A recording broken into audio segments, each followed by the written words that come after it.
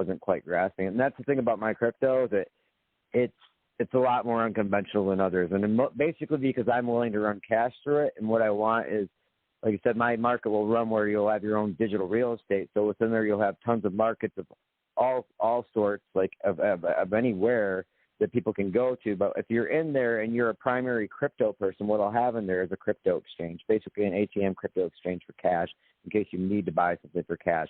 It'll be predominantly cash, but it'll have the offer of crypto in there, so you have your choice. You're not forced one way or the other, because people don't like that, and that makes the base of the people that are going to use your metaverse or your little area there, because people don't like to be forced to use technology if they don't want it.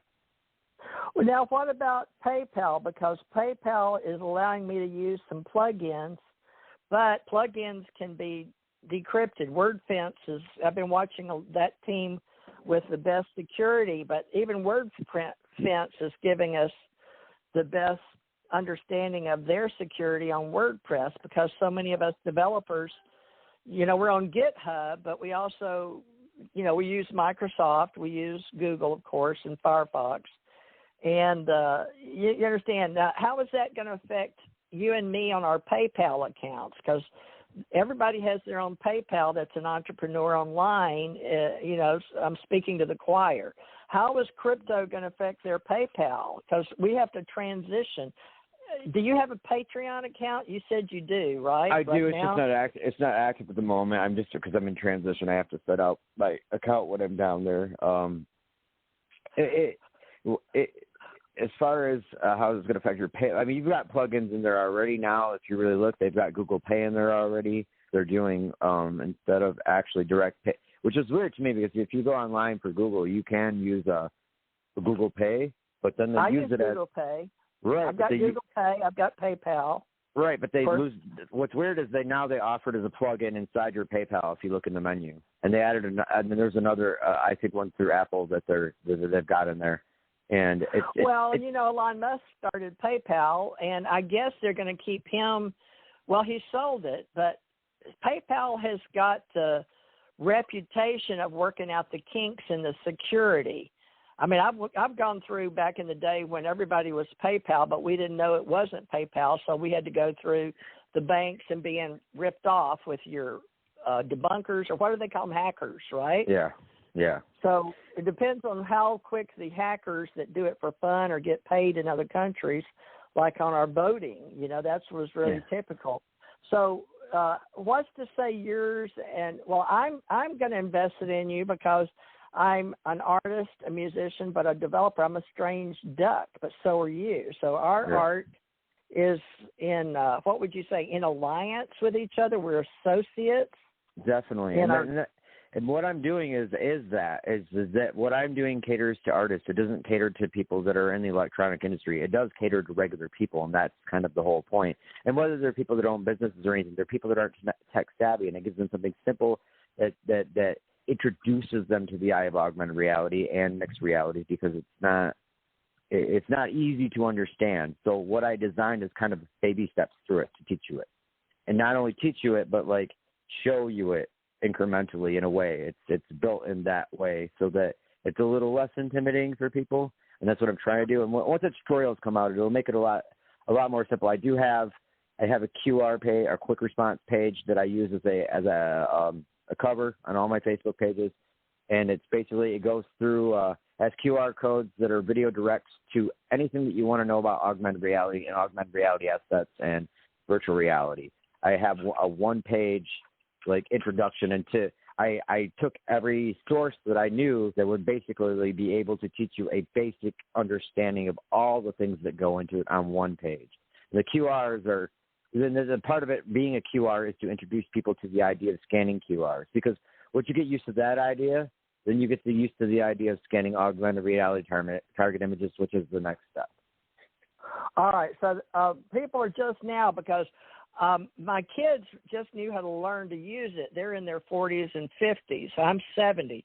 So that group knows scanning QRs. I only know it when I go through like the donut shop when I'm sinning. I'm not supposed, I'm like a bona fide. I'm certifying and I'm qualifying people to be in my divine group for being high-level ascension masters or being able to be what's called ordained clergy, right, in my group. But that's a different evangelist. But they call us evangelists that bring people into digital services. I don't know if you've noticed that with a lot of people. Right.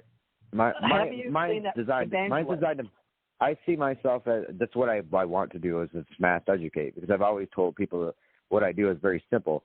The biggest problem I've had is like refining it down to a simple process, because it's simple but it's complicated. I fine-tuned it down to make it easier for everybody else, because when you look at the when will you decide that $25 isn't enough for a brand? Because you're the president now of our international art, culture, education brand, and you're going to use that, I hope, to show or teach us all as artists or authors, because we're a niche genre, and we don't want to know. I know how to develop, but I've been doing it since 2004.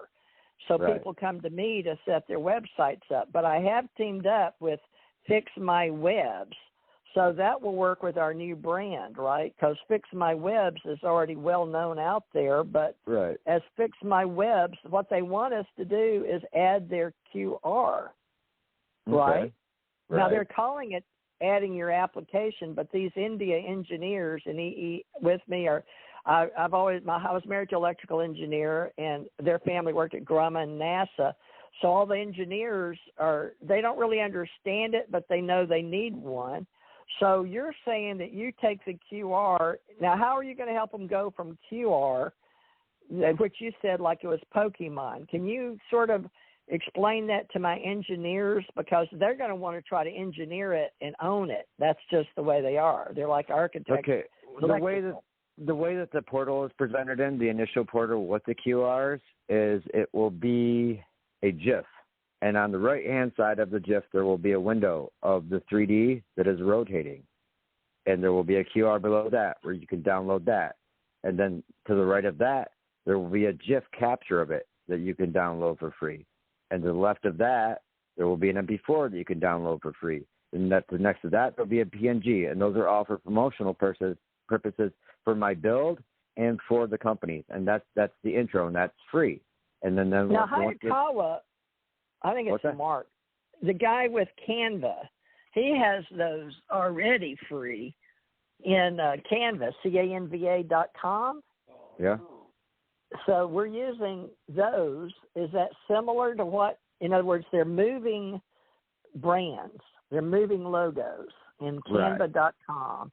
And he was brilliant. I think he started with, who did he start with? I think he started with, not Gates, the other guy, Apple guy, Canva. Jobs, maybe? I think so. Canva, because a lot of people like me use Canva, because every time I get into something that I'm going to invest in and be with, it's already done a few million times, right? Yeah.